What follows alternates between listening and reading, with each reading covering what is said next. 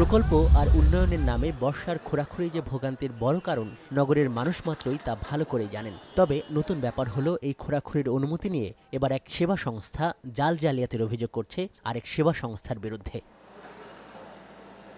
ঘটনা ঢাকা দক্ষিণ সিটি কর্পোরেশনের ২৬ নম্বর ওয়ার্ডের শহীদ আব্দুল আলিম খেলার মাঠ লাগোয়া এই সড়ক ঘিরে। ওয়াসা সংস্কার কাজের জন্য এই সড়কটি খোঁড়াখুড়ির অনুমতি চাইলে ঢাকা দক্ষিণ সিটির অঞ্চল ৩-এর নির্বাহী প্রকৌশলীর সই করা এই চিঠির মাধ্যমে অনুমতি দেওয়া হয়। তাতে বর্ষা মৌসুম শুরু হওয়ার আগেই ২৪ থেকে ৩০ এপ্রিলের মধ্যে কাজ শেষ করতে হবে এমন শর্ত দেওয়া হয়। কিন্তু এই জুলাই মাসে এসে সেই কাজ শুরু করে ঢাকা ওয়াসা। এক্ষেত্রে ব্যবহার করা হয় নকলেই অনুমতিপত্র। কিন্তু প্রশ্ন হলো, সরকারি কাজের দায়িত্বে থাকা একটি সংস্থা কেন জালিয়াতির আশ্রয় নিল আরেকটি সরকারি সংস্থার অনুমতি নেবার ক্ষেত্রে? ওয়াসার দায়িত্বপ্রাপ্ত কর্মকর্তা বলছেন, কক্সবাজার সফররত ব্যবস্থাপনা পরিচালক ঢাকায় ফিরলেই বিষয়টি নিয়ে সিদ্ধান্ত নেওয়া হবে। এই চিঠি ব্যবহার করে, যে জাল স্বাক্ষর করা চিঠি ব্যবহার করে খনন কাজ করলো এবং সেটা ওয়াসারই কাজ ছিল। তো এইটা আপনি কি মনে করেন না যে আপনার দায় আছে? এই বিষয়ে আমরা কিছু জানি না।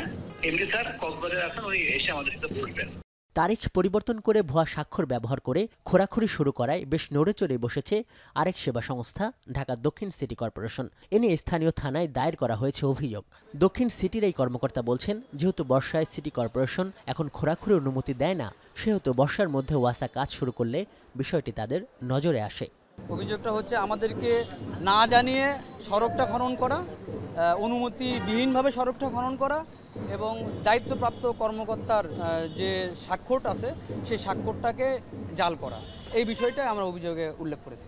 এ নিয়ে ক্ষোভ জানিয়েছেন ঢাকা দক্ষিণ সিটির মেয়রও। আজিমপুরে নবনির্মিত এই নগর মার্কেটের উদ্বোধনী অনুষ্ঠানে মেয়র বলেন, প্রতারণামূলক এমন অপরাধের জন্য আইন অনুসারে যা যা করার তিনি করবেন।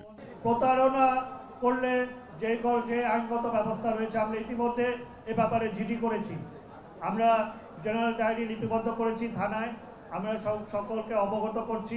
আমরা আশা করব যে মন্ত্রণালয় থেকেও এ ব্যাপারে কঠোর ব্যবস্থা নেওয়া হবে।